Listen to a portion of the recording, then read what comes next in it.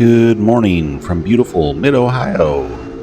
We're racing, this is race 2. Race 1, apparently my GoPro battery was dead, so I got nothing from it, which is unfortunate, but we got our butts kicked. We started on pole and just got our butts kicked in race 1. Ended up 4th. I looked at setup and a few different things and found out that maybe that was the reason that we were so slow. But anyway, as you can see, we're not off to a good start either. We started 3rd position and we're already down to 5th. And I'd like to thank Luke. It's Luke's fault. He said his rear tires were so bad at the start of this race that he was incredibly slow and everyone's just checked out. And I have chosen the wrong guy to get behind. So thankfully, we are able to dispatch of these guys here coming up. But yeah, so this is race 2. And race 1, Paul Curley got disqualified after winning for blowing the dyno. And that's going to be a common theme, what you're about to see. So anyway, here's a pretty fun move. I knew that I saw Matt get a little bit loose and then started pushing. So I knew I'd have a run on him. And Luke was very generous and said, okay, Swenson's got to run. I'll just give him enough space to get through the middle of us. So that was a fun little 2 for 1 and just what we needed. So these next few laps are pretty boring because we already got a giant gap. But we are the fastest car on track, and I could tell from the get-go that the car was back to handling like it was supposed to, as opposed to the first race, which it was just not there. The grip was down and you could feel it. So anyway, this is a much better race. You can already see the gap is closing. I don't have much great footage from this race because race 1 didn't record and race 4 didn't happen. So a little story about the weekend. Like I said, Paul got disqualified in race 1 for being overpowered or underweight. We're like, oh, that's weird. Race 2, which is this one, Matan, who's up front there, ends up winning this race. And he also gets disqualified. And are like, okay, this is strange. That's not normal. The dyno must be extra generous this weekend. So heading into the final race, or my final race, which is race number 3, I added even more weight than I needed to help prevent this possibility.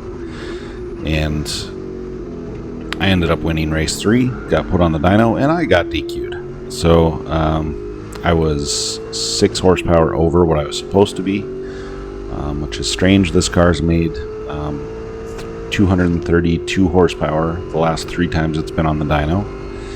And so I was confident, even if it was a few horsepower more than that, which it shouldn't be, I figured I'd still be fine because I had 80 extra pounds at the end of the race over what was required. So that was a good buffer. But 80 pounds is not quite enough to cover 6 extra horsepower because it made 238. It actually made 234 on the first pull, then 236, then 238. So incredibly frustrating, and that's not anyone's fault, but it's a weird deal. Last year I used to go on the dyno every single race.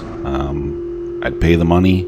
I want to make sure the car's as good as it can possibly be, and I'm not giving up a single horsepower or 2 anywhere. And this year money's been a little tighter, and I just haven't had the drive that I've had in previous years really to spend that money on the dyno. So I've decided, it's probably fine, and I'll just stick with whatever it is. So granted, I am pushing the limits. I mean, I was claiming basically exactly what I make, and that's not the wisest move, although I usually try to add weight to give myself a little bit of buffer.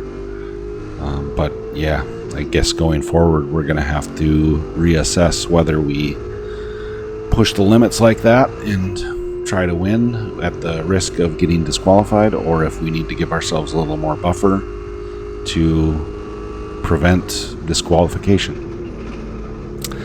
So that's really the conundrum moving forward. It's really a shot, it's just a crummy situation for everyone. I mean, I know Gridlife, the dyno workers, none of them want this to happen. But it did. The dyno was just really generous this weekend, and I suppose the air was good. It wasn't that hot. I don't think it was that humid.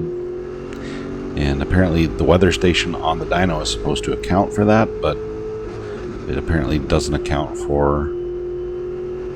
I don't understand how it works. But anyway, cars were ripping on the dyno, and it ruined 3 people's weekends. So would have been fun to have gotten to battle the other guys and then make it to the race 4 to really see what would happen. But rules are rules, and you can't really argue that. So anyway, you can see I'm gaining slowly but surely on these guys.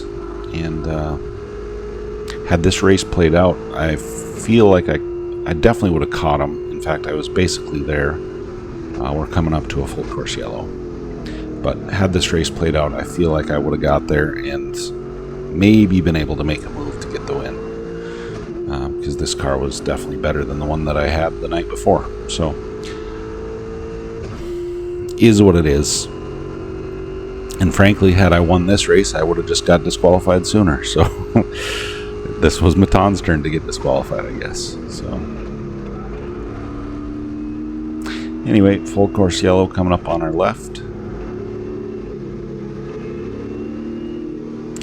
And we will move into the next race. And after Maton got disqualified, that means I'm starting outside row 1 next to Jimmy J-Bone Houghton. And my car rips off the line, I guess, but not for long.